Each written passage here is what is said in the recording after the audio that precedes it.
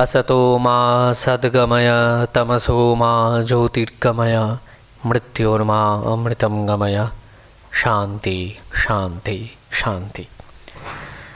नमस्कार, शुभ सन्ध्या। आज डाक्तार रमारंजन घोष স্মারক বক্তৃতা। ডাক্তার রমারঞ্জন ঘোষের জন্ম হয় 7ই জুন 1894 খ্রিস্টাব্দে ঢাকা বিক্রমপুরের এক অতি সচ্ছল পরিবারে। পিতা ডাক্তার পার্বতীচরণ ঘোষ ছিলেন তৎকালীন জেলা বোর্ডের ডাক্তার। তাঁর অগ্রজ ভ্রাতা শ্রী প্রমোদ রঞ্জন ঘোষ এক উদার মনস্ক আদর্শবান শিক্ষক এবং মহর্ষি দেবেন্দ্রনাথের ঘনিষ্ঠ ছিলেন। কবিগুরু রবীন্দ্রনাথ ঠাকুর যে 9 জন শিক্ষককে নিয়ে শান্তিনিকেতনে ব্রহ্মাশ্রম শুরু করেছিলেন, তিনি ছিলেন তাঁর অন্যতম একজন। রমারঞ্জন ঢাকা স্কুলে উচ্চ ক্লাসে পড়াকালীন রামকৃষ্ণ মিশন হস্টেলে থাকতেন ও সেই সময় থেকেই মিশনের ভাবধারার সঙ্গে সংযুক্ত হন। এরপর কলেজ জীবন কাটে ঢাকার জগন্নাথ কলেজে। সেখানে পড়াকালীন ক্রমশ যুক্ত হতে থাকেন বিপ্লবী আন্দোলনের সাথে যুক্ত বন্ধু বান্ধবের সঙ্গে। রমারঞ্জন আগাগোড়াই ছিলেন অত্যন্ত মেধাবী ছাত্র, তাই কলেজ জীবন সমাপ্ত হতেই তাঁর পিতা ও পিতাসম অগ্রজ পরামর্শ করে তাকে 4 বৎসরের জন্য পাঠিয়ে দেন বম্বেতে ইঞ্জিনিয়ারিং পড়তে। যদিও রমারঞ্জন সেখানে গিয়ে 6 বছরের জন্য ভর্তি হয়ে যান ডাক্তারি পড়তে। পিতা জানতে পেরে কলকাতায় আসার নির্দেশ দেন। ফলে এরপর ভর্তি হন কারমাইকেল কলেজে এবং সেখান থেকে প্রথম ব্যাচের ছাত্র হিসেবে পরীক্ষায় উত্তীর্ণ হন অত্যন্ত ভালো রেজাল্ট নিয়ে। রমারঞ্জন ছিলেন ডাক্তার বিধানচন্দ্র রায়ের অত্যন্ত প্রিয় ছাত্র এবং তাদের সম্পর্ক ছিল পিতা পুত্রের মতো। ডাক্তার বিধানচন্দ্র রায়ের পরামর্শে এরপর রমারঞ্জন বিদেশে উচ্চশিক্ষা লাভের জন্য যান চক্ষু বিশারদ হতে, কারণ তখন দেশে কোনো উচ্চশিক্ষাপ্রাপ্ত চক্ষু বিশারদ ছিলেন না। সেদিন রমারঞ্জন ব্যক্তিগত ইচ্ছের উপরে মানব কল্যাণকে স্থান দিয়েছিলেন। এরপর বিদেশে উচ্চশিক্ষা লাভ করে দেশে ফিরে স্বদেশী মনোভাবে আপ্লুত হয়ে ব্রিটিশ আধিপত্যে আবৃত ঢাকা মিডফোর্ড মেডিকেল ইনস্টিটিউশনের সাথে টেক্কা দিয়ে রমারঞ্জন এবং আরও কয়েকজন ডাক্তারকে নিয়ে শুরু করেন ঢাকা ন্যাশনাল মেডিকেল ইনস্টিটিউট। ফলে এই সময় অনেক মেধাবী ছাত্র ডাক্তারি পড়ার সুযোগ পেতে লাগলো এবং দেশে অনেক ডাক্তার তৈরি হলো। এরপর ডাক্তার রমারঞ্জন যখন যশের উচ্চ শিখরে, সেই সময় এক ম্যানেমজাইটিস রোগীর চিকিৎসা করাকালীন তাতে সংক্রামিত হয়ে রমারঞ্জন নিজেরই দৃষ্টিশক্তি হারান। এর পরবর্তী জীবন প্রচণ্ড সংগ্রামের মধ্যে দিয়ে কাটলেও মনে কোনোদিন হতাশাকে তিনি স্থান দেননি। নূতনভাবে নিজের যোগ্যতাকে কাজে লাগিয়ে ও শ্রী শ্রী ঠাকুর ও শ্রী শ্রী মায়ের প্রতি অগাধ বিশ্বাস রেখে জীবনের দ্বিতীয় অধ্যায়কেও আলোকিত করে তুলতে পেরেছিলেন। ডাক্তার রমারঞ্জনের সংসার ছিল আধ্যাত্মিকতায় পূর্ণ। তাঁর নিজের একমাত্র মামা স্বামী হরিহরানন্দ মহারাজ ও তিনি নিজেও ছিলেন শ্রীমৎ স্বামী ব্রহ্মানন্দজি মহারাজের মন্ত্রশিষ্য। তাঁর ব্যক্তিত্ব সম্পন্না বিদুষী স্ত্রী সুলোচনা দেবী ছিলেন শ্রীমৎ স্বামী অখণ্ডানন্দজি মহারাজের মন্ত্রশিষ্যা। তাঁদের প্রথম 3 সন্তান শ্রীমৎ স্বামী বিজ্ঞানানন্দজি মহারাজের মন্ত্রশিষ্য ও মন্ত্রশিষ্যা ছিলেন। এই পরম্পরা পরবর্তী প্রজন্মেও অব্যাহত রয়েছে। 1973 খ্রিস্টাব্দের 8ই নভেম্বর এই বিরল ব্যক্তিত্বের জীবনাবসান ঘটে। ডাক্তার রমারঞ্জন ঘোষ স্মারক বক্তৃতা তার পৌত্রী শ্রীমতী চন্দ্রলেখা সেনগুপ্তের পৃষ্ঠপোষকতায় আয়োজিত। আমরা তাকে ইনস্টিটিউটের তরফে সাদর সম্ভাষণ এবং অভ্যর্থনা জানাই। আজ ডাক্তার রমারঞ্জন ঘোষ স্মারক বক্তৃতা প্রদান করবেন পূজ্যপাদ শ্রীমৎ স্বামী হিতকামানন্দজি মহারাজ, সম্পাদক রামকৃষ্ণ মিশন, শিলং। তার আলোচনার বিষয় ধর্ম একটি তুলনামূলক বিশ্লেষণ। আমি পূজনীয় মহারাজজিকে অনুরোধ করি তার ভাষণ শুরু করবার জন্য।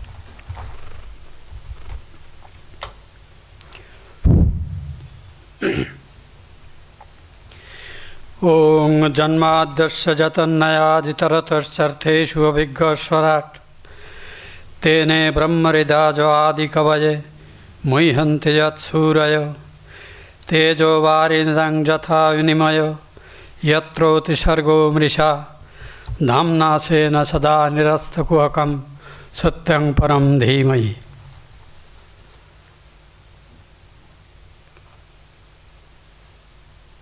समवेत मातृमंडली सज्जनमंडली, आज के आमरा धर्म एक तुलनामूलक विश्लेषण এই বিষয়টি শাস্ত্র যুক্তি সহায়ে বিশেষ করে আমাদের সাধারণ জীবনে এর প্রয়োগ কিভাবে হতে পারে সেদিকেই দৃষ্টি দিয়ে এবং বর্তমান সামাজিক প্রেক্ষাপটে এর প্রয়োগে যেসব জটিলতা আছে তারও যতটা সম্ভব একটি দিকদর্শনের চেষ্টা আমাদের বোধ এবং বুদ্ধি অনুযায়ী করব বলে আজকের এই প্রয়াস। প্রথমে প্রশ্ন আসে, ধর্ম শব্দটা তো আমরা ভারতে শুনতে আকছার অভ্যস্ত, কিন্তু যে সমস্যা সেটা হলো এই ধর্ম শব্দের সাথে রিলিজিয়ান কথাটা আমরা মিশিয়ে ফেলি। ইংরেজি ভাষার শব্দ রিলিজিয়ান আর ভারতীয় ভাষা সংস্কৃতজাত শব্দ ধর্ম, এর মধ্যে আকাশ পাতাল প্রভেদ। আমাদের দুর্ভাগ্য, আমাদের কনস্টিটিউশনে ইংরেজিতে লেখা হয়েছিল এবং সেখানে রিলিজিয়ান শব্দটি ব্যবহার হয়েছে, আর সেটাই আজকের বহু জটিলতার মূলে। ওটা যে ধর্ম শব্দ ব্যবহার করা হতো তাহলে অনেক জটিলতা কম হতো। ধর্মের সংজ্ঞা আমরা প্রথমে একটু বোঝার চেষ্টা করছি, কারণ শব্দটি কোত্থেকে এলো। বলা হচ্ছে বেদৌখিল ধর্মমূলম স্মৃতিশীলে চ তদ্বিদাম আচারস্যৈব সাধূনাম আত্মনস্তুষ্টিরেব চ। সম্পূর্ণ বেদ, তদনুসারী মনুস্মৃতি ইত্যাদি ধর্মশাস্ত্র, ঋষিদের প্রণীত অন্যান্য গ্রন্থ, ইতিহাস পুরাণাদি, আপ্তপুরুষ অর্থাৎ শ্রেষ্ঠ বা সৎপুরুষদের আচরিত যা ব্যবহার, লোক ব্যবহার, যাকে আমরা সদাচার বা শিষ্টাচার বলি, সেগুলো, এবং যেসব কাজ করলে যে কোনো কর্মীর মনে নির্মল আনন্দ এবং শান্তির অনুভূতি হয়, এ সবই ধর্ম শব্দের অন্তর্ভুক্ত।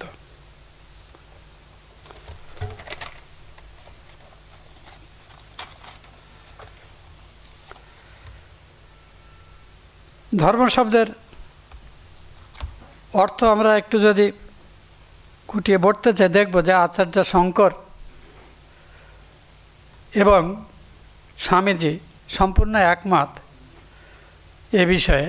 ধর্মের যে সংজ্ঞাটি আমরা পড়লাম, এটি মনুসংহিতার 2য় চ্যাপ্টারে আছে, সম্ভবত 6 নম্বর শ্লোক। সেখানে এই যেটি আমরা পড়লাম যে বেদ অখিল ধর্মমূলম, তো এটার অর্থ স্বামীজি যেভাবে ব্যাখ্যা করছেন, আচার্য শঙ্কর বলেছেন, আমরা একটুখানি বুঝে নেওয়ার চেষ্টা করছি। শাস্ত্র শব্দে অনাদি অনন্ত বেদ বোঝায়। ধর্মশাসনে এই বেদই একমাত্র সক্ষম। পুরাণাদি অন্যান্য পুস্তক স্মৃতি শব্দবাচ্য এবং তাদের প্রামাণ্য যে পর্যন্ত তারা শ্রুতিকে অনুসরণ করে সেই পর্যন্ত। পুরাণ, ইতিহাস, রামায়ণ, মহাভারতের যেসব ঘটনা বেদের মূল সূত্রের সাথে মিশ খায় সেগুলোই গ্রহণীয়। প্রসঙ্গবাদ, অত্যুক্তি, অর্থবাদ যা কিছু আছে সেগুলো কিন্তু মুখ্য নয়, এটা বুঝতে হবে। মানুষ চিরকাল সত্য সন্ধানী, তার এই সত্যের অনুসন্ধান দুটো ধারায় এগিয়েছে। একটি তার চক্ষু, কর্ণ, নাসিকা, জিহ্বা, ত্বক, এই পঞ্চ ইন্দ্রিয়গ্রাহ্য প্রমাণকে ভিত্তি করে, যাকে আমরা প্রত্যক্ষ প্রমাণ বলি।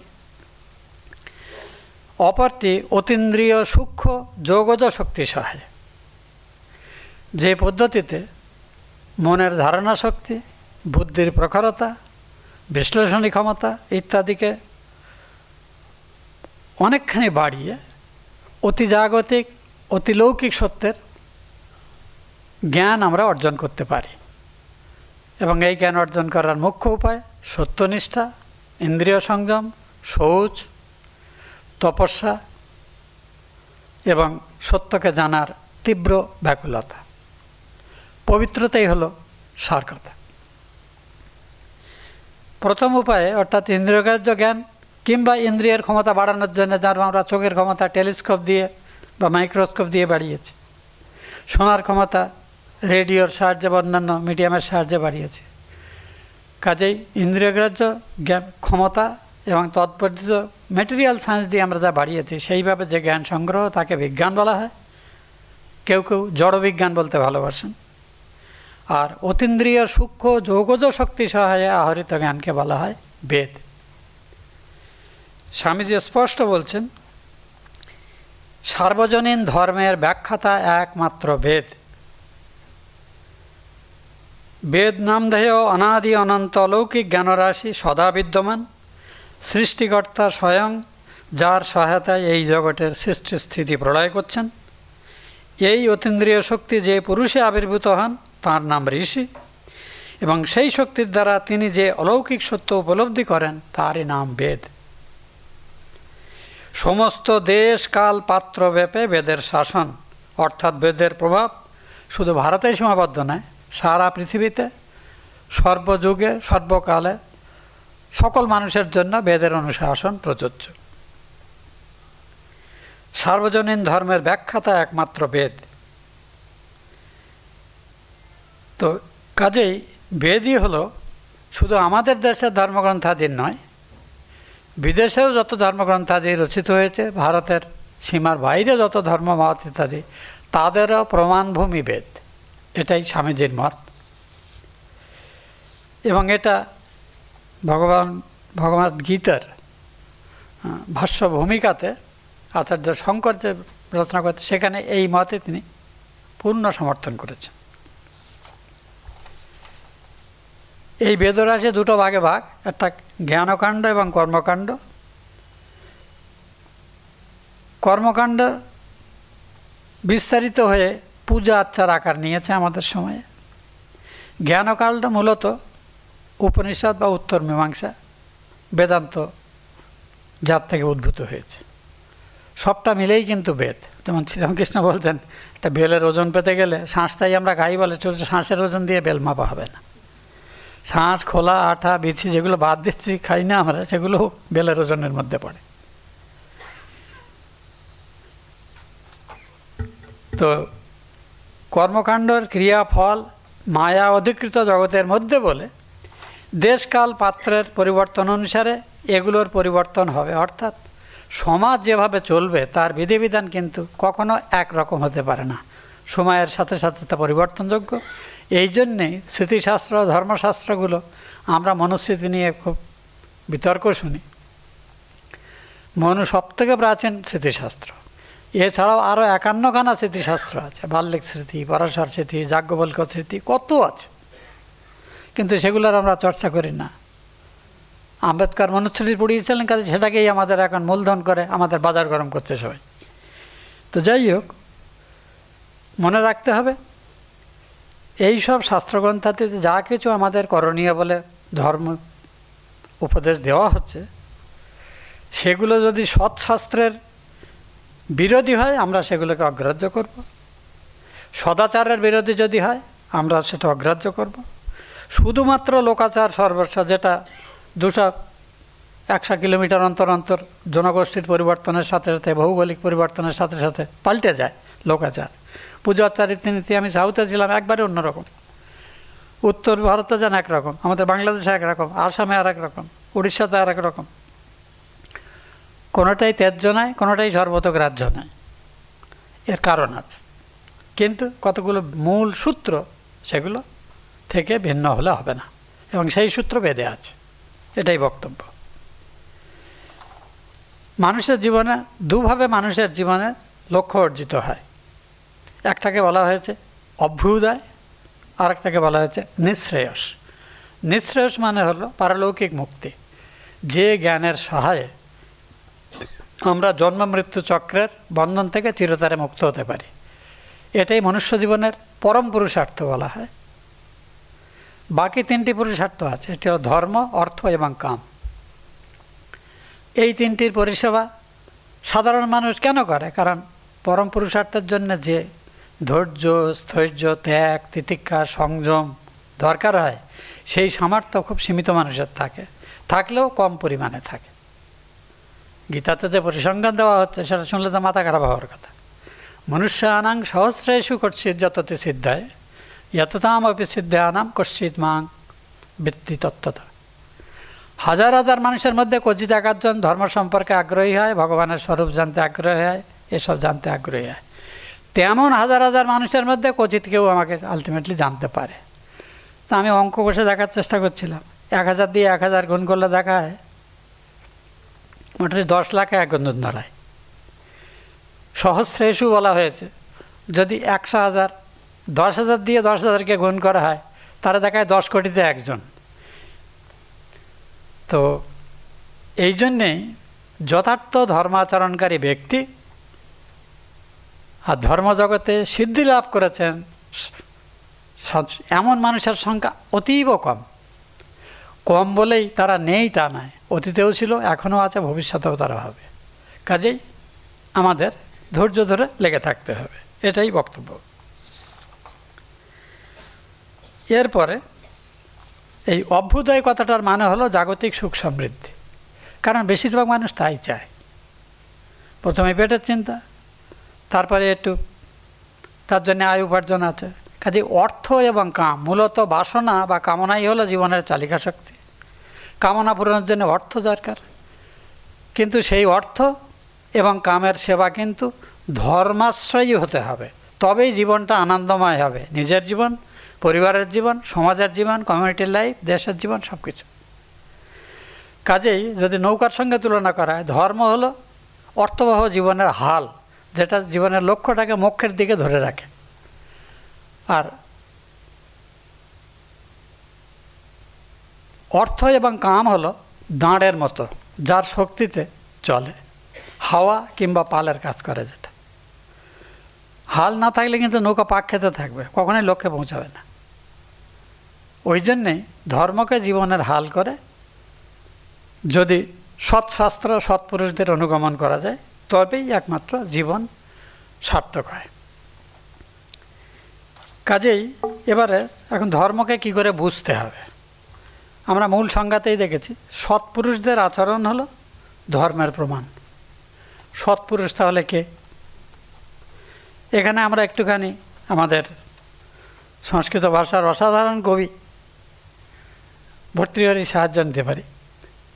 তিনি বলছেন, বচসি মানসি কায়ে পুণ্য পীযূষপূর্ণা ত্রিভুবনম উপকার শ্রেণী প্রিণয়ন্ত পরগুণ পরমাণুম পর্বতে কৃত্য নিত্যম নিজরিদি বিকশান্ত সন্তি সন্ত কিয়ন্ত।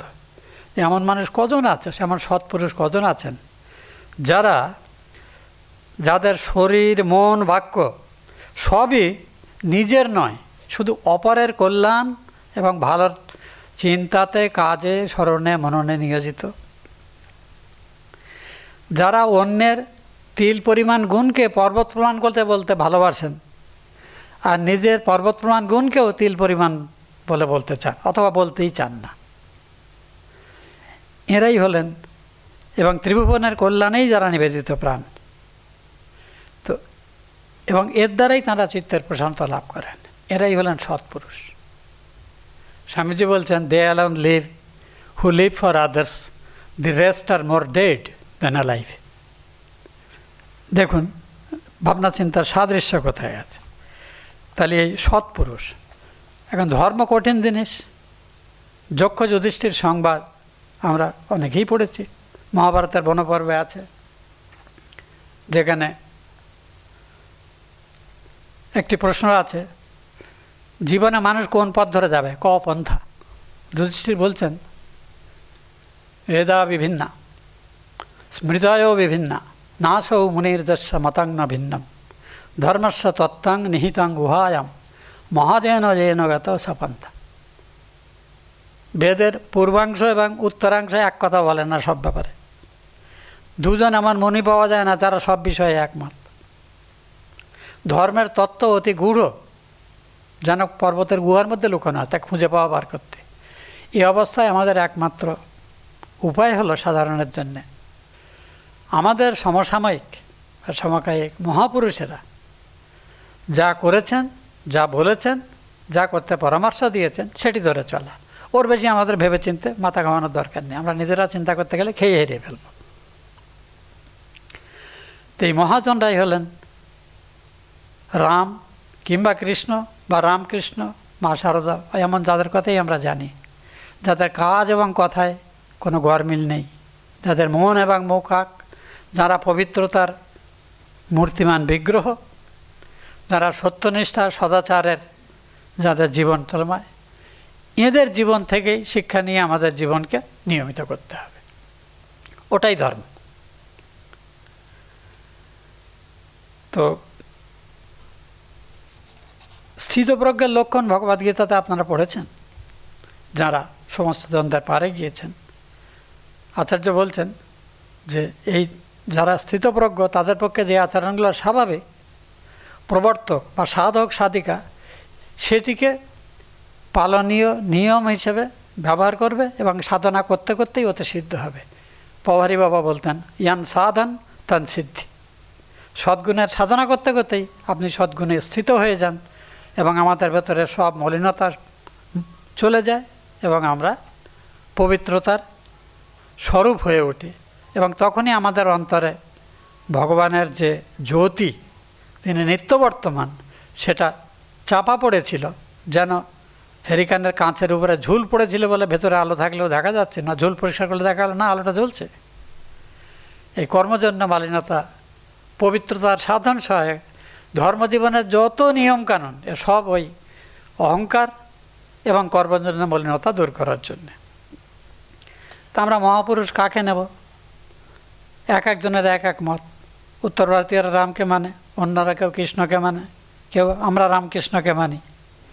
প্রশ্ন হলো, যাদের জীবন বেদানুসারী তারা যে কেউ এই বেদনা গ্রহণ হতে পারে। সূত্র ওই জন্য দেওয়া হয়েছে।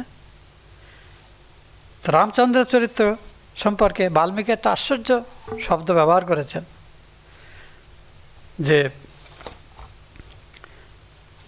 মারিচ এবং রাবণের মধ্যে কথা হচ্ছে। প্রথমবার মারিচ তো রামচন্দ্রের বাণে আহত হয়ে পালিয়েছিলেন, শূর্পণখার দলে ছিলেন। তখন সেই মারিচকে যখন রামচন্দ্রকে প্রলোভিত করার জন্য রাবণ আবার বলছেন, না তুমি যাও, মায়ামির্গ হয়ে যেতে হবে। বলছেন এবার গেলে আমি আর ফিরবো না, কিন্তু আপনি যখন বলছেন যাচ্ছি। কিন্তু জানবেন এই কথাটি আশ্চর্য একটি শব্দ।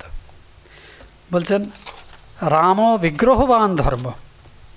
কথাটা পড়লে গা শিরশির করে। রাম বিগ্রহবান ধর্ম সাধু সত্য পরাক্রম রাজা সর্বস্ব লোকস্য দেবানামিব বাসব। ইন্দ্র যেমন দেবতাদের রাজা, তেমনি রাম ত্রিলোকের রাজা। তাঁর মতো সদ্গুণশালী পুরুষ দুর্লভ। এবং তিনি ধর্মের মূর্তিমান বিগ্রহ। যে ধর্মকে একটা প্রতিমা আকারে দাঁড় করা রামের মূর্তি পাওয়া যেত।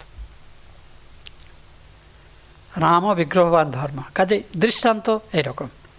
রাম কৃষ্ণ রামকৃষ্ণ এজন্যই মান্য যে তাঁরা বেদে উপদিষ্ট ধর্মের যে লক্ষণ তা নিজ জীবনে পূর্ণরূপে আচরণ করে দেখিয়েছেন।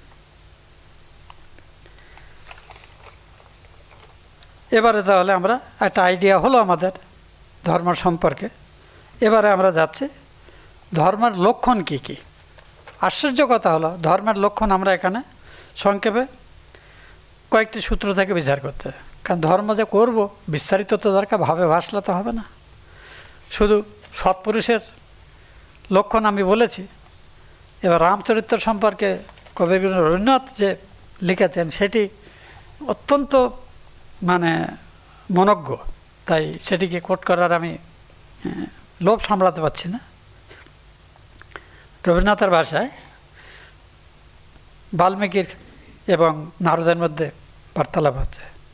কহ মোরে বীর্যকার ক্ষমারে করে না অতিক্রম কাহার চরিত্র ঘেরি সুকঠিন ধর্মের নিয়ম, ধরেছে সুন্দর কান্তি মাণিক্যের অঙ্গদের মতো। মহা ঐশ্বর্যে আছে নম্র, মহাদৈন্যে কে হয়নি নত। সম্পদে কে থাকে ভয়ে, বিপদে কে একান্ত নির্ভীক। কে পেয়েছে সবচেয়ে, কে দিয়েছে তাহারও অধিক। কে লয়েছে নিজ শিরে রাজভালে মুকুটের সম। সবিনয়ে সগৌরবে ধরা মাঝে দুঃখ মহত্তম। কহমরে সর্বদর্শী হে দেবর্ষি, তাঁর পুণ্য নাম। নারদ কহিলা ধীরে, অযোধ্যার রঘুপতি রাম। সৎপুরুষের যে সংজ্ঞা আমরা ভর্তৃহরির, কবি ভর্তৃহরি দেওয়া সংজ্ঞা থেকে পেয়েছি, মিলিয়ে নিন যে ভাই রাম বিগ্রহবান ধর্ম কেন বলা হচ্ছে। এবারে আমরা কোন চরিত্রগুণগুলি আয়ত্ত করলে একটা মানুষকে আমরা ধার্মিক বলতে পারি। স্বামীজি পরিষ্কার বলছেন, ধর্ম চরিত্রগত বিষয়, আচরণের বিষয়, ওই লেকচারেরও বিষয় নয়, যুক্তিতক্কেরও বিষয় নয়। ধর্মকে চরিত্রগত করতে হবে। আচারও পরমধর্ম। যত জ্ঞানই থাকুক সেটা হবে না। ঠাকুর তো আরও শক্ত কথা বলেছেন, শকুন উপরে ওড়ে কিন্তু নিচে ভাগাড়ে মরার দিকে তার দৃষ্টি। তো বহু পণ্ডিত আছেন যারা ওই তর্ক বিচার পাণ্ডিত্য ফলানোর জন্যই ব্যস্ত, কিন্তু জীবনে ধর্মকে প্রতিষ্ঠা করার জন্য ততটা ব্যগ্র নন। এ পাণ্ডিত্য অর্থহীন। কাজেই ধর্মের লক্ষণগুলি আমরা কয়েকটি সূত্র থেকে বোঝার চেষ্টা করছি। ছোট সংজ্ঞা দিয়ে আরম্ভ করি। শ্রীমদ্ ভাগবতে কলি শাসন অংশে বলা হচ্ছে যে পরীক্ষিত দেখলেন একটা ষাঁড়, সে ধর্মরূপী ষাঁড়, উপাখ্যানে পরে বোঝা যাচ্ছে, 4টে পায়ে দাঁড়িয়ে আছে, তার 3টে পা খোঁড়াচ্ছে, একটা পায়ে কোন রকমের ভাত দিয়ে কাঁপছে। বলা হচ্ছে সত্য যুগে ধর্মের 4 পা ছিল, সত্য, শৌচ, দয়া, তপস্যা। এক এক করে যেতে যেতে কলিযুগে শুধু একটিই পা বাকি আছে, সত্য, তাতেই দাঁড়িয়ে আছে। এটা সংক্ষিপ্ততম। পতঞ্জলি তার অষ্টাঙ্গ যোগ সাধনাতে, তিনি যোগাচার্য, যোগাঙ্গ অনুষ্ঠানের দ্বারা অশুদ্ধি ক্ষয় এবং চিত্তের পরিশুদ্ধি করতে বলছেন। সেখানে যম এবং নিয়ম হলো সাধন জীবনের ভিত রচনা করবে। সেখানে ওই ইয়ম এবং নিয়ম। ইয়ম হলো অহিংসা, সত্য, অস্থেয়, ব্রহ্মচর্য, অপরিগ্রহ। নিয়ম হলো শৌচ, সন্তোষ, তপস্যা, স্বাধ্যায়, ঈশ্বর প্রণিধান। এখানে 8টা পেলাম আমরা ধর্মের লক্ষণ। এর থেকে একটু যদি আমরা বেড়ে যাই, আপনি হিতোপদেশে যান। ইজ্জা অধ্যায়ন দানানি তপো সত্যং ধৃতিক সমা অহিংসা ইতি অষ্টয়াং ধর্মস্য অষ্টাঙ্গ ইরিত। ইজ্জা মানে পূজার্চনা, অধ্যায়ন সদ্গ্রন্থ পাঠ, স্বাধ্যায়, নাম জপ ইত্যাদি, দান দয়াবৃত্তির অনুশীলন, তপস্যা কৃচ্ছ সাধন, বিলাসিতা বর্জিত জীবন, এবং সম্পদ থাকলেও বিলাসিতা না করে সেই সম্পদকে অন্যের করানো লাগা, দেব দুজ সেবা পূজায় লাগানো। সত্যনিষ্ঠা বলার অপেক্ষা রাখে না। ধৃতি ধৈর্য, সমা ক্ষমাগুণ, আর তারপর হলো অহিংসা। অহিংসা পরমধর্ম বলা হয়েছে। আমি পরে আলাদা করে আলোচনা করব যে আমাদের ধর্মের সংজ্ঞাগুলির মধ্যে যতগুলি বিষয় নিয়ে মহাবিতর্ক, তার মধ্যে আহার একটি, অহিংসা একটি, আর একটি হলো এই জাতি এবং বর্ণ সমস্যা। দেখি আমরা কতটা কভার করতে পারি। মনুস্মৃতিতে অত্যন্ত সুন্দরভাবে 10টি লক্ষণে ধর্মের সংজ্ঞা দেওয়া আছে। ধৃতিক সমা দমস্তেয়ম শৌচম ইন্দ্রিয় নিগ্রহ ধীর বিদ্যা সত্যম অক্রোধ দশকাং ধর্মলক্ষণ। এটা মোস্টলি কম্প্রিহেন্সিভ। এটাই আবার আপনি যদি তন্ত্রশাস্ত্রে যান, যেটা মূলত উপাসনামূলক সাধন, তন্ত্রোক্ত মানস পূজার যে বিধান আছে, যে পূজাতে আমরা ঠাকুরের পূজার্চনার সঙ্গে যারা পরিচিত দেখবেন তন্ত্রোক্ত মানস পূজা আছে, সেখানে প্রথমে বিবিধ মানস উপাচারে শিবের পূজা করা হচ্ছে। তারপরে বলা হচ্ছে অমায়াদ্বয়ী ভাবপুরুষই অর্চয়েত ভাবগোচরম। অমায়াদি 10টি ভাবপুষ্প দিয়ে এবার শিবের পরিচর্যা করবে। আশ্চর্য, এই যে ভাবপুষ্পগুলি বলা হচ্ছে সেগুলো সবই চরিত্রগুণ। অমায়ম, অনহংকারম, অরাগম, অমদং তথা, অমাৎসর্যম, অলবঞ্চা, 10 পুষ্পং বিদুর্বুধা, অহিংসা পরমং পুষ্পম, পুষ্পম ইন্দ্রিয় নিগ্রহ, দয়া পুষ্পম, সমা পুষ্পম, জ্ঞান পুষ্পম চ পঞ্চমম, ইতি 15 এই ভাবপুষ্পই সম্পূজায় শিবম। করছি ভগবানের পূজা, এসে যাচ্ছে চরিত্রগুণ। তার মানে কি? চরিত্র বর্জিত ধর্মাচরণ অর্থহীন, ওটা ধর্মের অভিনয়, ধর্মধ্বজিতা, আমি ধার্মিক এটা প্রমাণ করার চেষ্টা।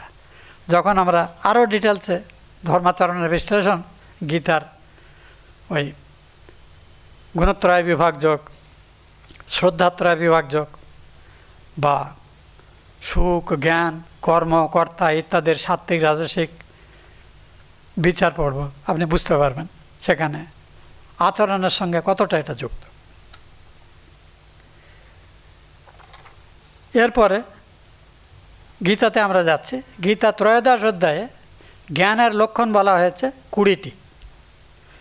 এই 20টি জ্ঞানের লক্ষণ দেখা যাচ্ছে অ্যাকচুয়ালি 20টি জ্ঞানের সাধন, যেগুলোতে পরিপক্কতা লাভ করলে স্বাভাবিকভাবেই একজন সাধক বা সাধিকা সে তার সাধনায় সিদ্ধ হবে। সেটা কি? অমানিত্ব, অদম্ভিত্ব মানে নিরহংকারিতা, দম্ভ বা গর্বের অভাব, অহিংসা, অহিংসা পরপীড়া বর্জনে বোঝায়, কিন্তু অহিংসার আসল অর্থ অদ্রোহ বা অন্য কারোর প্রতি কোনো হিংসা বা বৈরিতার মনোভাব না রাখা। পতঞ্জলি সবথেকে সুন্দর সংজ্ঞাটি দিয়েছেন যোগশাস্ত্রে, যে অহিংসা প্রতিষ্ঠায়াম তৎসন্নিধৌ বৈরত্যাগ। যে মানুষটি ঠিকভাবে নিজেকে অহিংসা ব্রতে প্রতিষ্ঠিত করতে পেরেছে, তার কাছে গেলে হিংস্র জন্তু হিংস্র ভুলে যাবে, হিংস্র প্রাণী হিংসা ভুলে যাবে। আমরা মুনি ঋষিদের আশ্রমে খাদ্য এবং খাদক একই সঙ্গে চলে বেড়াচ্ছে, হরিণ এবং বাঘ, এটা অসম্ভব নয়, এটা মুনির তপপ্রভাব, কারণ তিনি নিজেও অহিংসা ব্রতে প্রতিষ্ঠিত। ইতিহাস পুরাণ মহাভারতকে আমরা গালগপ্প বলে চালিয়ে যেতে পারি, সাহেবরা আমাদেরকে মিথোলজি বলে, কিন্তু খ্রিস্টান মিথোলজিকে তারা মিথাল বলে না, ইসলামিক মিথোলজিকে তারা মিথোলজি বলে না, শুধু হিন্দুদের পুরাণ কথাটাই মিথোলজি। এসব অনেক সব এর মধ্যে অঙ্ক আছে আর কি। মগজ ধোলাই আমাদের একদিনে হয়নি, ও হীরক রাজার মগজ ধোলাই মেশিনটা এখানে 700-800 বছর ধরে চলছে। তো যাই হোক, অমানিত্ব, অদম্ভিত্ব, অহিংসা, ক্ষান্তি মানে ক্ষমাভাব, আর্জবম সরলতা, আচার্যের উপাসনা, গুরু সেবা বা গুরুতুল্য ব্যক্তিদের সেবা যত্ন, যার মধ্যে বাবা মাও পড়েন, শৌচম শারীরিক এবং মানসিক উভয়বিদ্যা সুচিতা বা পবিত্রতার সাধনা, শরীরও পবিত্র হবে, পরিবেশও পবিত্র হবে, মনও পবিত্র হবে, তবেই সুচিতার অভ্যাস হবে। শৌচ অত সোজা কথা নয়। স্থৈর্যম ধীর স্থির ভাব, অচঞ্চল ভাব, আত্মবিনিগ্রহ আত্মসংযম, অর্থাৎ এটা মনের সংযম বোঝাতো, মন, বুদ্ধি, চিত্ত, অহংকার এগুলিকে অন্তরেন্দ্রিয় বলে, এগুলির সংযম। ইন্দ্রিয়ার্থেষু বৈরাগ্য, ইন্দ্রিয়ভোগ্য যত বিষয়, এটা পরিণামে আপাতত এগুলো ভোগ করলে সাময়িক সুখের অনুভব হয় বটে, কিন্তু পরিণামে এগুলো দুঃখদায়ী হয়, কাজে এগুলো পরিত্যাজ্য। তাই বলছে ইন্দ্রিয়ার্থেষু বৈরাগ্য, অনহংকার। এই নিরহংকারিতা হলো সবথেকে বড় সমস্যা। আমাদের জীবনের সবথেকে বড় সমস্যা অহংকার।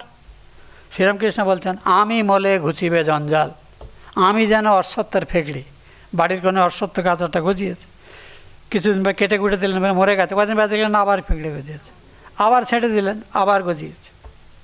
তো অহংকার, এই অহংকারের দৃষ্টান্ত কিন্তু রক্তবীজের উপাখ্যানে আছে, তাকে কাটলে আবার তার থেকে আবার সমান শক্তি সম্পন্ন অসুরের উদ্ভব হয়। আমাদের রামায়ণ মহাভারত পুরাণগুলো যারা রচনা করেছিলেন তারা কবি, ক্রান্তদর্শী, ঋষি, প্রাজ্ঞ, অসাধারণ গল্পকার সবই। তার সঙ্গে কিন্তু তারা জীবনের মূল সূত্র যেটি, সেটিকেও কিন্তু তারা ওর সঙ্গে জুড়ে দিয়েছেন।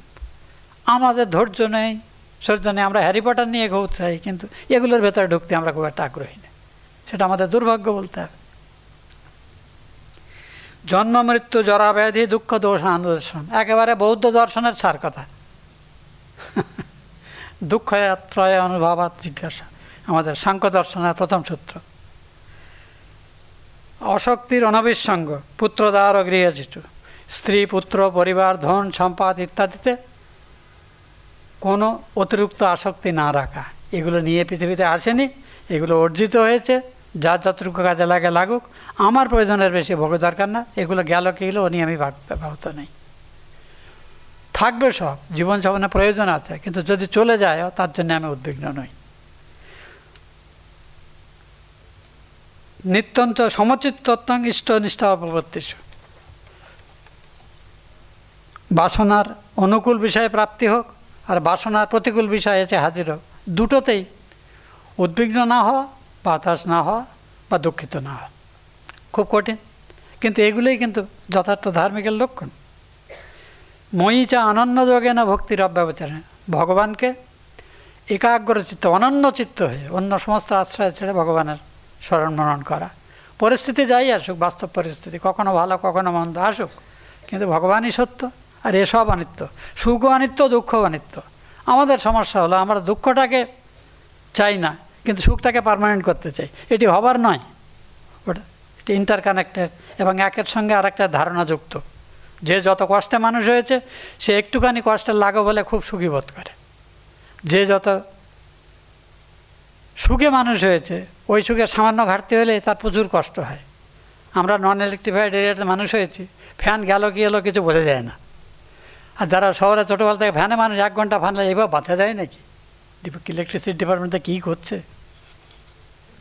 অত লক্ষ লক্ষ লোক বিনা ফ্যানে দিব্যি বেঁচে আছে জন্মের পর জন্ম ধরে। It doesn't make any difference for them. কাজে সুখের অনুভূতি দুঃখের অনুভূতি ব্যস্তানুপাতে, ইনভার্সলি প্রপোর্শনাল। কাজে ও নিয়ে চিন্তা করতে নেই। কাজে এইসব কথা যারা লিখেছেন আমরা ধর্ম বলে এগুলোকে সাইড আউট করে দিই, খুব বেশি প্র্যাকটিক্যাল হতে যাই। প্র্যাকটিক্যাল হতে গিয়েই আমরা ইমপ্র্যাকটিক্যাল বেশি হচ্ছি বলে আমার মাঝে মাঝে সন্দেহ হয়। তো এইভাবে 26টি গুণের কথা, 20টি গুণের কথা এখানে বলা হয়েছে। তত্ত্বজ্ঞান, অর্থ দর্শন, অধ্যাত্ম জ্ঞান, নিত্যম, একটু শক্ত কথা আমি ছেড়ে যাচ্ছি। গীতা দৈবাসুর সম্পদ বিভাগ যোগে, যেখানে একটি মানব চরিত্র কতগুলো সদ্গুণ এবং কতগুলি অনাকাঙ্ক্ষিত দোষের সমষ্টি সব মানুষের মধ্যেই আছে। অসদ্গুণগুলিকে অসুরের সাথে অসুর সম্পদ এবং দৈব সদ্গুণগুলোকে দৈবী সম্পদ বলা হয়েছে। সেখানে 26টি গুণের কথা আছে, যেখানে এই যতগুলো পড়লাম সেগুলোও আছে, তার সঙ্গে আরও কয়েকটি আছে যেগুলো ক্ষত্রিয়ের ধর্ম। কিন্তু এই যতগুলো আমরা আলোচনা করছি এর বেশিরভাগই কিন্তু ব্রাহ্মণ্য সুলভ কোয়ালিটিস। আমরা আসছি পরে, তার জন্য এটার আর বিস্তারে আমি যাচ্ছি না। এরপরে আমরা যদি ভাগবতে যাই, ভাগবতে প্রহ্লাদ চরিত্র যেখানে শেষ হচ্ছে, তারপরে যুধিষ্ঠির এবং নারদের মধ্যে কথোপকথন হচ্ছে। সনাতন ধর্মের লক্ষণ যুধিষ্ঠির জিজ্ঞাসা করছেন, তিনি 34টি লক্ষণ বলেছেন। সেখানে যা আছে প্রায় এরই পুনরাবৃত্তি। তো 34টির মধ্যে দেখা যাচ্ছে এই যতগুলো গুণ পড়লাম এগুলোও আছে, তার সঙ্গে নবদা ভক্তির যে শ্রবণাং কৃষ্ণাং বিষ্ণু, শ্রবণাং কীর্তনাং বিষ্ণু স্মরণম পাদসেবনম অর্চনাং বন্দনম দাস্যম সখ্যম আত্মনিবেদনম, এই 9টি জুড়ে আছে। তার মানে এর সঙ্গে করে 34টি হচ্ছে। তার মানে ওখানেও প্রায় 24-25টি সদ্গুণের কথা আছে। তো দিস ইজ দি আইডিয়া। এই লক্ষণগুলিকে চরিত্রগত করতে হবে। যদি চরিত্রগত করতে সফল নাও হয়, আপ্রাণ চেষ্টা করে যেতে হবে। এরপরে যেটা আমরা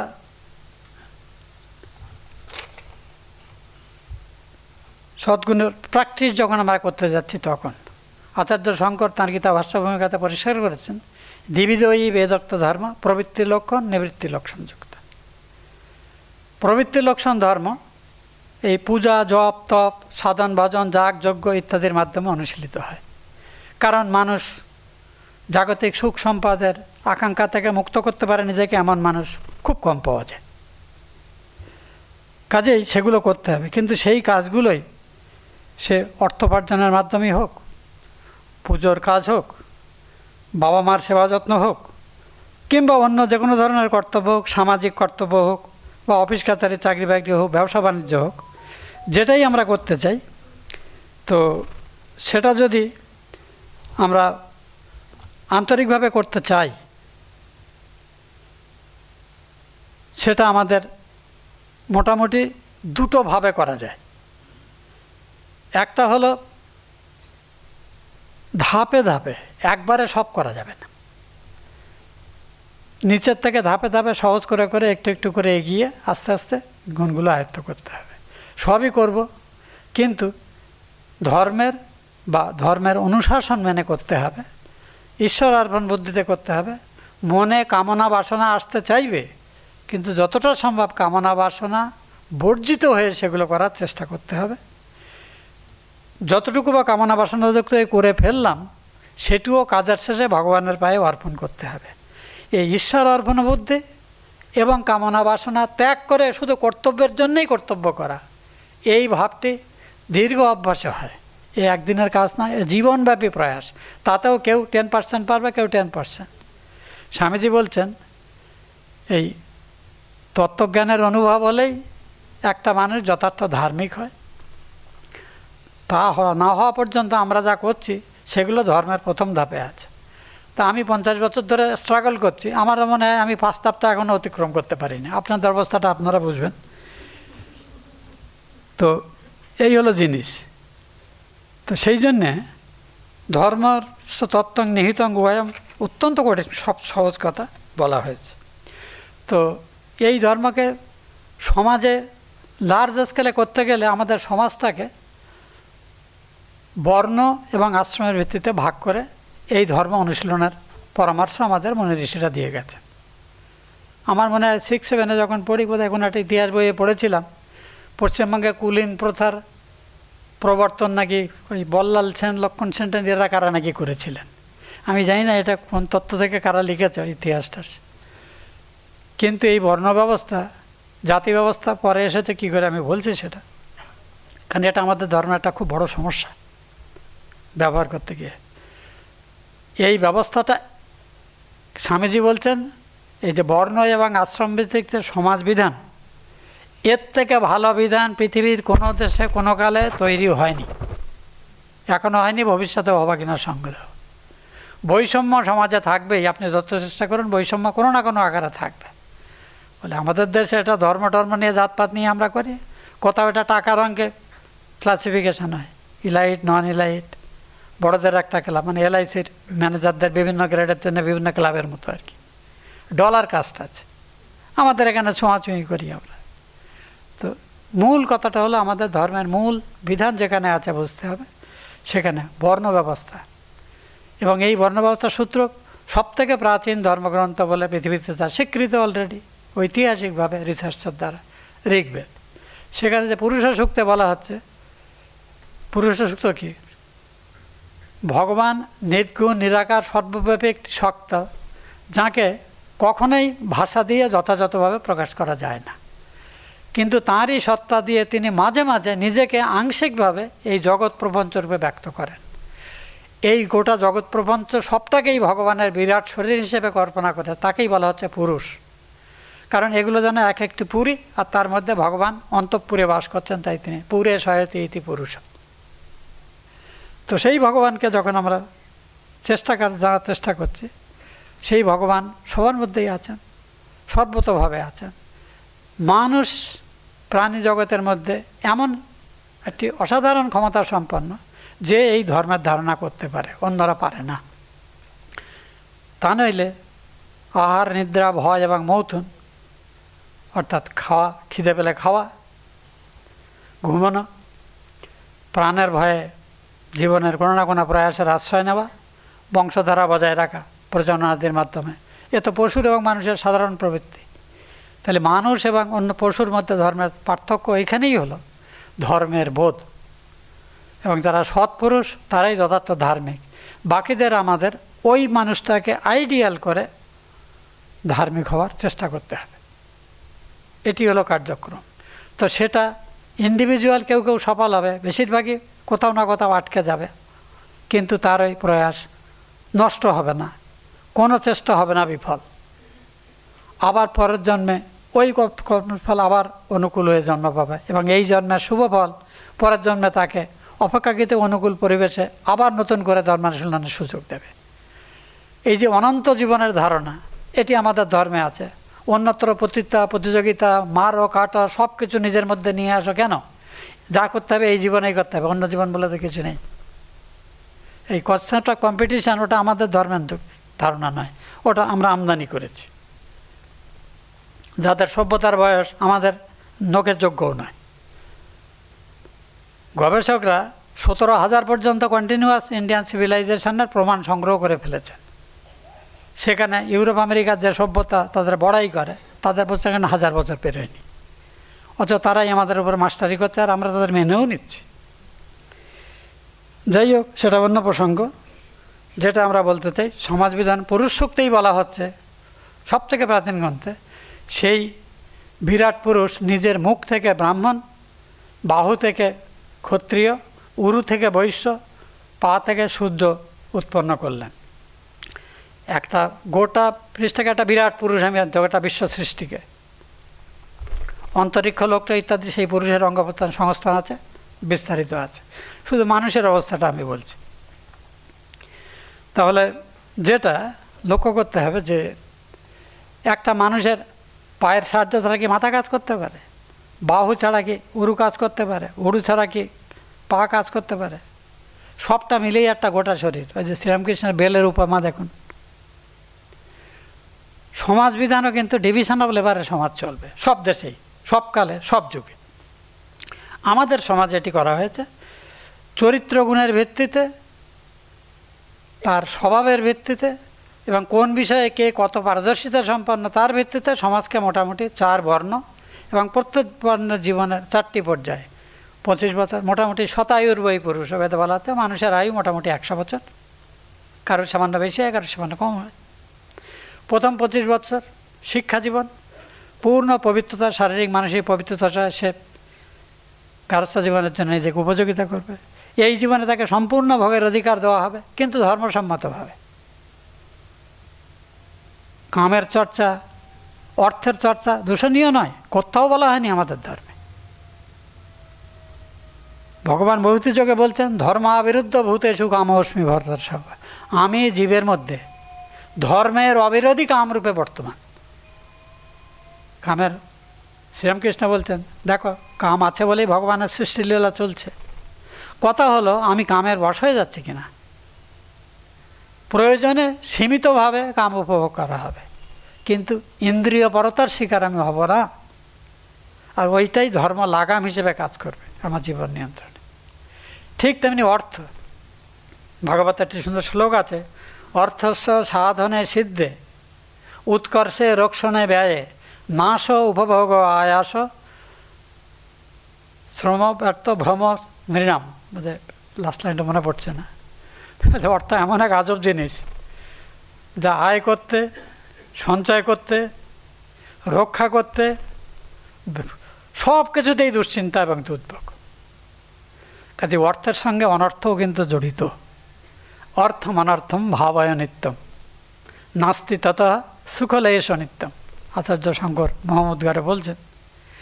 তো এটা বললে তাহলে আপনাদের খাওয়া দাওয়া আমরা দিচ্ছি, আমরা যদি অর্থ না দিই আপনারা খাবেন কি? হাওয়া খেয়ে বাঁচবেন? ভক্তরা বলতেই পারে সাধুদের, প্রশ্ন সেটা নয়। কথা হলো অর্থের প্রয়োজন আছে, কিন্তু অর্থ জীবনের সব নয়, এই কথাটিই প্রতিপাদন করা হচ্ছে। আর অর্থের সদুপযোগ হোক, অসদুপযোগ যেন না হয়। অর্থ যেন আমার কল্যাণই করে, অর্থ যেন আমার জীবনে অকল্যাণের কোনো রাস্তা তৈরি না করে, এই জন্যেই ধর্মের লাগামটা পরিয়ে রাখা দরকার। তো ব্রাহ্মণের চরিত্র ধর্ম কী, ক্ষত্রিয়ের চরিত্র ধর্ম কী, এটা দুটো জিনিস দিয়ে বলতে, গুণ এবং কর্মের ভিত্তি। চাতুর্বর্ণাং মায়া সৃষ্টম গুণ ও কর্ম বিভাগ আসে। আমি গুণ এবং কর্মের ভিত্তিকে এই মানব সমাজকে, ইনফ্যাক্ট গোড়া বিশ্বের সৃষ্টিকে আমি এই মানুষের সমাজকে বর্ণ ব্যবস্থা 4 বর্ণ এবং প্রত্যেক বর্ণের জন্য 4 আশ্রম এতে বিভক্ত করেছে। ভিত্তি হলো গুণ এবং কর্ম, জন্ম নয়। বহু উদাহরণ আছে, সময় অভাবে আমরা দৃষ্টান্ত কভার করতে পারবো না, কিন্তু মনে রাখতে হবে যে মহাভারতে, শ্রীমদ্ ভাগবতে, মনুরাদি শাস্ত্রাদিতে একাধিক উল্লেখ আছে যেখানে একটা মানুষের জন্ম সূত্রে সে হয়, সে শূদ্র তুল্য। বিবিধ শিক্ষা দীক্ষা লালন পালন ইত্যাদির মাধ্যমে সে যখন সুসংস্কৃত জীবনের অধিকারী হয় তখনই সে দ্বিজ, তার দ্বিতীয় জন্ম। যেমন উপনয়ন সংস্কার একটি, হিন্দুর জীবন 16 রকম সংস্কার, জেনপক্ষে 10 রকম সংস্কার, সে গর্ভাধান থেকে শ্রাদ্ধ পর্যন্ত সংস্কারযুক্ত, এবং সব কিছুর কেন্দ্রে ভগবান আছেন, ঈশ্বর নির্ভরতা আছে। তো এই সংস্কারা দ্বিজ উচ্চতে বেদ পাঠাৎ ভজবেদ বিপ্র ব্রহ্ম জানাতি ইতি ব্রাহ্মণ। তত্ত্বজ্ঞান হলে তবে সে যথার্থ ব্রাহ্মণ হয়, কিন্তু আন্তরিকভাবে সমস্ত সামর্থ্য দিয়ে যে ধর্ম চর্চা করছে, ধর্মানুশীলন করছে, তাকেও ব্রাহ্মণ বলা যাবে। কিন্তু যেহেতু শিক্ষার্থী হিসেবে একই ক্লাসে তো বিভিন্ন যোগ্যতার শিক্ষার্থী থাকে, তাদের উপলব্ধি প্রাপ্তি সমান হয় না। অথচ টিচার একই সময় দিচ্ছে, একই বিষয় পড়াচ্ছে, কিন্তু ছাত্রদের মেধা অনুযায়ী তাদের প্রাপ্তি হয়। ঠিক তেমনি আমরা যারাই লক্ষ লক্ষ লোক ধর্মের সাধনা করতে পারি, কিন্তু আমাদের প্রাপ্তিতে ভিন্নতা আসবে। কেউ 10%, কেউ 5%, কেউ 8%, কেউ 90%, কেউ 100% আটকে থাকবে। কাজেই এইভাবেই কিন্তু সমাজে পরিষ্কার উল্লেখ আছে, ভাগবত শ্লোক আছে, মহাভারতে আছে হলে অনুশাসন পর্বে, যে ভৃগু এবং আরেকজন ঋষির সাথে মানে প্রসঙ্গ হচ্ছে, সেখানে তিনি বলছেন যে সত্যযুগে ব্রহ্মা শুধু ব্রাহ্মণদের সৃষ্টি করেছিলেন, কিন্তু এই ব্রাহ্মণরাই দেখা কত কালে কালে সম্পূর্ণ তাদের ব্রাহ্মণত্ব বৃত্তির লক্ষণগুলো ধরে রাখতে পারল না। তখন তার থেকে ক্ষত্রিয়রা তাদের ক্ষত্রিয় ব্রাহ্মণের বৈশিষ্ট্য ধরে রাখতে পারল না, তখন তার থেকে বৈশ্য। যখন তারা বৈশ্যরা তারাই আরও পতিত হলো, তখন শূদ্র এদের উদ্ভব হলো। কাজেই এই যে সত্যযুগের কনসেপ্ট বললাম, প্রথমে সব সত্য ঠিক ছিল, পরে ধাপে ধাপে অধঃপতন হয়েছে। এই সমাজ বিবর্তনের সাথে সাথে এগুলো হয়। ধর্মের সাথে সাথে ধর্মের গ্লানি অপরিহার্য। আচার্য শঙ্করে গীতাভাষ্য ভূমিকাতে সুন্দর বলছেন যে ভগবানকে বারবার কেন আসতে হয়? আসতে হয় এই জন্যে, একজন ভগবান একটা আদর্শ জীবনযাপন করে দৃষ্টান্ত দেখিয়ে গেলেন। তিনি সময় থেকে যত কাল ব্যতীত হতে মানুষের মধ্যে ওগুলো বিস্তৃত হতে থাকে, তার মধ্যে কামনা বাসনার বৃদ্ধি হতে থাকে। কামনা বাসনা বৃদ্ধি হলে তাদের মধ্যে বিবেক মরে যায়, তখন সে ক্রমত অধর্ম বাড়তে থাকে। অধর্মের বৃদ্ধি হতে পারে, ধর্মের হানি হতে পারে। করতে করতে আস্তে আস্তে সে ভীষণ খাবার, তখন আবার তাকে এসে নতুন করে ওই ধর্ম সংস্থাপনের জন্য নিজের জীবনকে দৃষ্টান্ত স্বরূপ করে আবার তিনি সেটস দেন ধর্ম সংস্থাপনের জন্য তাকে আসতে হয় যুগে যুগে। তো এই যে সাধন ভজন চপধান ইত্যাদির আমাদের সুন্দরভাবে ভগবদ্গীতা আপনারা কে কীভাবে পড়েন জানি না, কিন্তু ভগবদ্গীতার আমার মনে হয় আগে পড়া উচিত শ্রদ্ধাত্রয় বিভাগযোগ, তারপরে পড়া উচিত দৈবাসুর সম্পদ বিভাগযোগ, তারপরে পাওয়া উচিত আপনার শ্রদ্ধাত্রয় বিভাগযোগ, দৈবাসুর সম্পদ বিভাগযোগ, তারপরে মানে 16, 17 এবং 15 নম্বর অধ্যায়, 14 নম্বর, এরকম বিভিন্ন কাটাগুলো আছে। শেষের 6টা চ্যাপ্টার আগে পড়া উচিত, এবং অষ্টাদশ অধ্যায়ের প্রথমাংশ। এখানে পরিষ্কারভাবে দেখবেন আপনি যে সত্যি ধর্মানুশীলন যদি করতে চান, আপনার শরীরের অবস্থা, মনের অবস্থা, কিভাবে কি করা উচিত সব বলা আছে। তপস্যা 3 ভাবে করা হবে। একটা হলো শারীরিক তপস্যা, কায়িক, মানসিক এবং বাচিক। বাক্যের তপস্যা, শরীরের তপস্যা এবং মনের তপস্যা। সেটারই আবার সাত্ত্বিক 3টা বিভাজন আছে, রাজসিক 3টা প্রকার আছে, এরকম 9 রকমের তপস্যা আছে। কাজেই চরিত্রগুণ যখন অর্জন করা হচ্ছে, যে যতগুলো সদ্গুণের কথা বলেছি এর বেশিরভাগই কিন্তু ব্রাহ্মণের শরীর সত্যগুণ প্রধান। যে সত্যগুণ প্রধান জীবনের অধিকারী হবে তাকেই ব্রাহ্মণ বলা হবে, আদারওয়াইজ তাকে ব্রাহ্ম বন্ধু বলা হতো। ব্রাহ্মণ কুলে জন্মালেই, ব্রাহ্মণের বংশে জন্মালেই তাকে ব্রাহ্মণ বলা হতো না।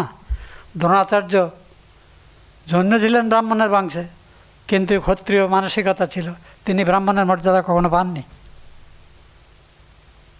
এরকম সেই তুলনায় বেদব্যাস আজকালকার দিনের বিধান অনুযায়ী তিনি তো শূদ্র ঘরে জন্মেছিলেন না, তিনি বেদজ্ঞানের অধিকারী আছেন। বেদব্যাস তিনি ব্রাহ্মণ, বেদবিভাগ তিনি করেছেন।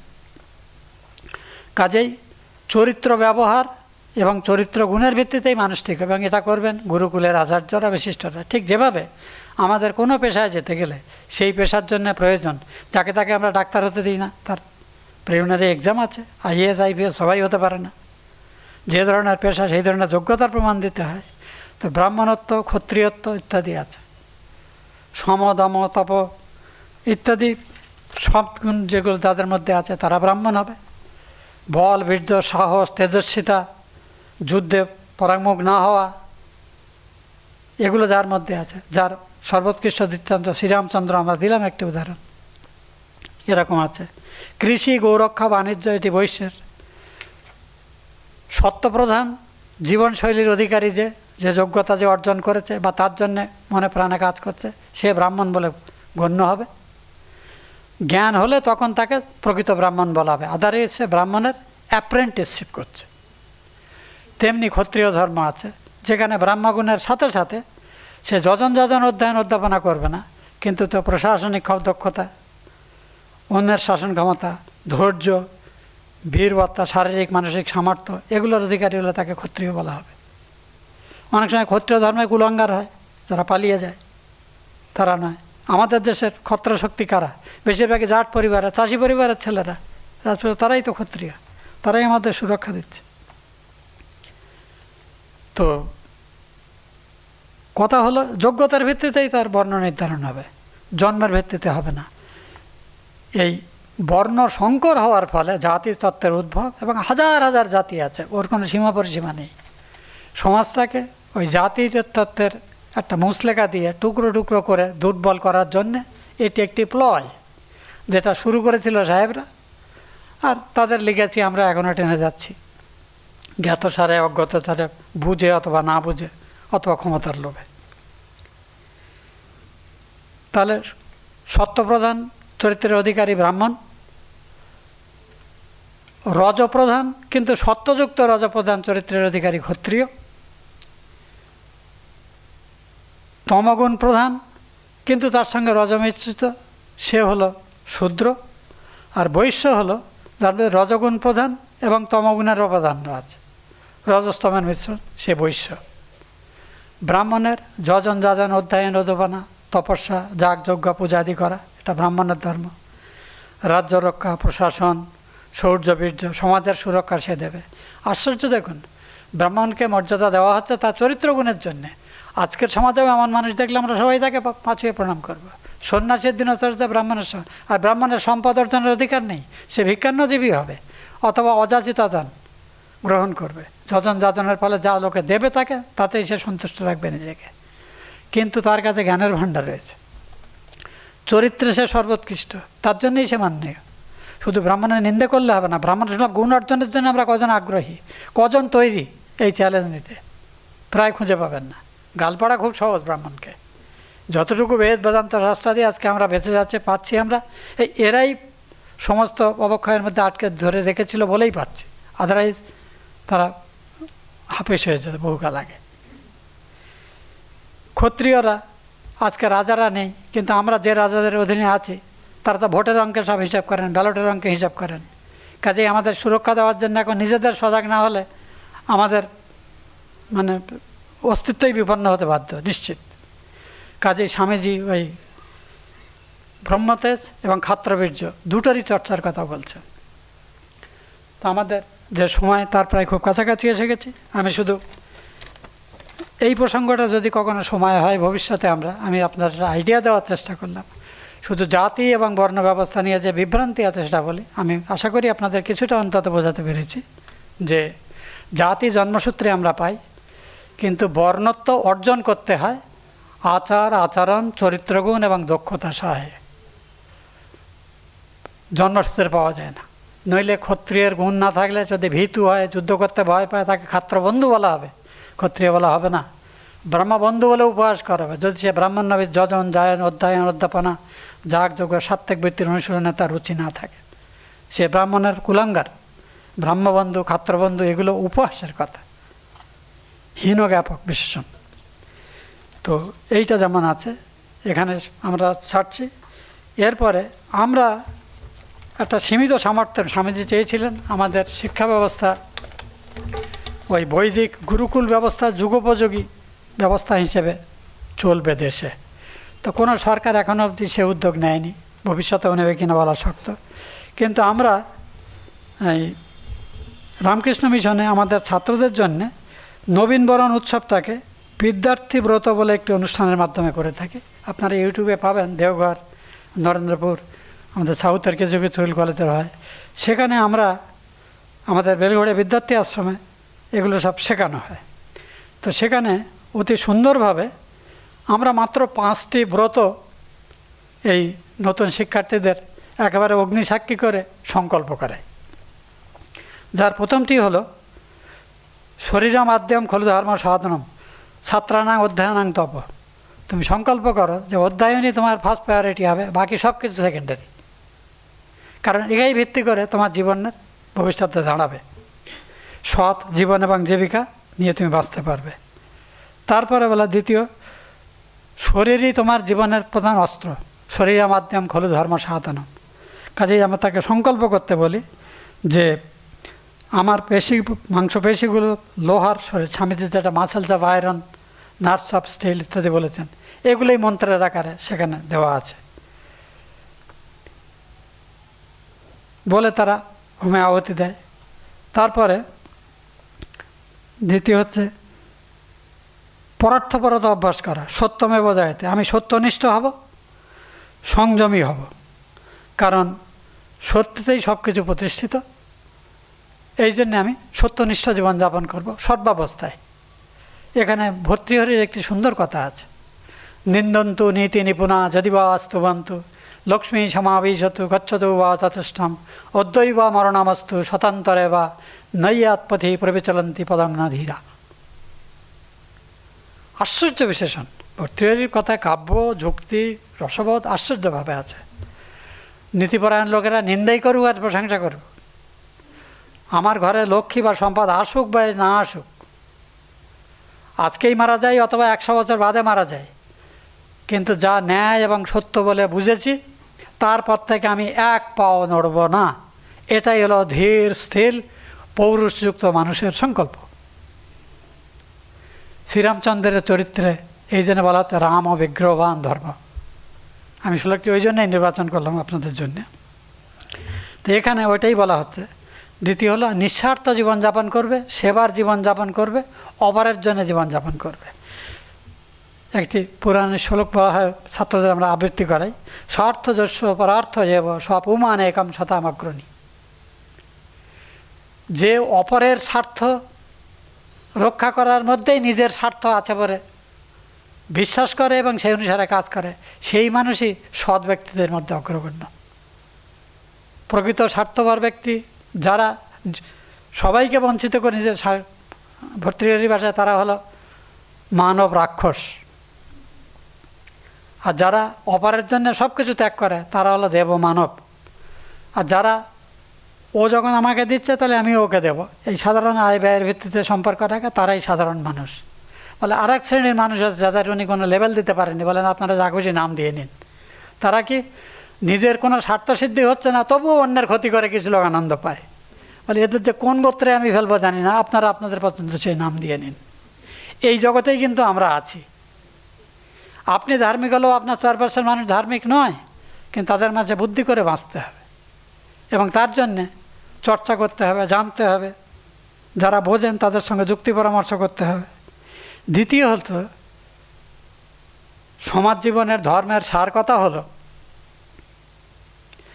শ্রূয়তাম ধর্ম সর্বস্বম শ্রুত্বা চাপি অবধার্যতম আত্মন প্রতিকূলানি পরেশাং না সমাচলেত। ধর্মের সার কথা বলছি, মনে রাখো এবং এটা জীবনে অনুসরণ করার চেষ্টা করো। তোমার প্রতি যে আচার আচরণ কথা ব্যবহার করলে তুমি কষ্ট পাও, তোমার কাছ থেকে সেই ব্যবহার জন্য কেউ না পায়, এই নীতিতে যদি তুমি প্রতিষ্ঠিত হতে পারো তাহলে তুমি ধার্মিক। এটাই ধর্মের সার কথা, বহু যুক্তির দরকার নেই। এই প্রিন্সিপালটাকে যদি আমরা পালন করতে পারি, স্বামীজি বলছেন conviction in the power of goodness, absence of jealousy and suspicion, always helping and trying to help those who are trying to be good or do good. এই তিনটে প্রিন্সিপাল দিয়ে একটা মানুষও মহত্ব অর্জন করতে পারে, একটা দেশও মহত্ব অর্জন করতে পারে। You see how the all equations are all roads are going to Rome. জীবনের লক্ষ্য, আমাদের জীবনের সনাতন ধর্মে ঈশ্বর লাভই জীবনের লক্ষ্য। তার লক্ষ্য পবিত্রতা, সম্পূর্ণ একত্ব, সকলের কল্যাণ। এখানে ত্যায্য কেউ নেই, সবাই গ্রহণীয়। যে মানছে সেও গ্রহণীয়, যে মানছে না সেও গ্রহণীয়, ত্যায্য কেউ নেই। এই ধর্মের কনসেপ্ট আর কোথাও নেই। কাজে এই ধর্ম শব্দটার সঙ্গে রিলিজিয়ানকে দয়া করে মিশিয়ে ফেলবেন না। দ্বিতীয়, সঙ্গে শক্তি কলৌ যুগে, এই কলিযুগে একক শক্তিতে কোনো কিছু করা যায় না।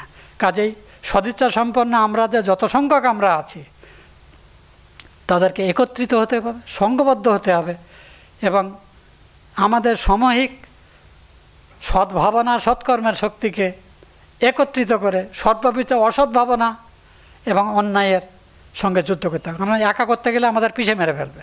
কাজেই আমরা সৎ ভাবনায় বিশ্বাস করি, তাদের একত্রিত হতে হবে। কাজেই আমাদের ঐক্যবদ্ধ হওয়া দরকার, ঐক্যবদ্ধ এই শক্তি। তাই বলি ওখানে আমাদের একটা সংকল্প আমরা ছেলেদের করাই, সুপরিচালিত সংঘশক্তির এব সমাজ কল্যাণ নিদানম। এই জন্যেই সংগচ্ছদ্দাং সংবদ্ধং সংবমনাংশে জানতাম, এই বৈদিক সংজ্ঞাশক্তি আমরা ছেলেদের মুখস্থ করাই। একসাথে চলিব, এক কথা বলিব, আমাদের মনগুলি একভাবে গড়িব। ওর অনুবাদও আছে, বিবেকানন্দ যুব মহামণ্ডল ওদের ক্যাডেটদের অভ্যাস করায়। তো এই জিনিসগুলো আমরা বাচ্চাদের করাই। আমার অনুরোধ, আপনারা যারা রামকৃষ্ণ বিবেকানন্দ ভাবে বিশ্বাসী তারা এইগুলি চর্চা করুন। এটি সবার জন্য অ্যাভেলেবল, জাতি ধর্ম বর্ণ সবার জন্য অ্যাভেলেবল। স্বামীজি রামকৃষ্ণ পুঁথি যে অক্ষয় কুমার সেন লিখেছিলেন, তার অ্যাপ্রিসিয়েশন লিখেছিলেন, এ যুগে শ্রীরামকৃষ্ণ আসার পরে সত্য যুগের অবতারণা হয়েছে। সমস্ত ভেদাভেদ সব অন্য যুগের, এখানে সব ভেদাভেদ উঠে গেল। জাতি ধর্ম বর্ণ নির্বিশেষে ধর্মে, ভগবান লাভে, সাধনায়, পূজাতে, অর্জনে, স্ত্রী পুরুষ নির্বিশেষে সবার অধিকার। আমরা মনে হয় যারা ঠাকুরমার স্বামীজিকে ভালোবাসি কিংবা যারা দীক্ষিত, we are not doing enough as it is expected of us. তো আপনাদের কাছে এই জন্যে উদ্যোগী হওয়ার এবং সম্মিলিতভাবে একজোট হয়ে সর্ববিধ বিভেদের প্রাচীরকে নষ্ট করার জন্য সম্মিলিতভাবে কাজ করাতে অগ্রণী হওয়ার আহ্বান জানিয়ে এই ধর্ম বিষয়ে আলোচনা আমরা এখানে শেষ করছি। সকলকে ধন্যবাদ, নমস্কার।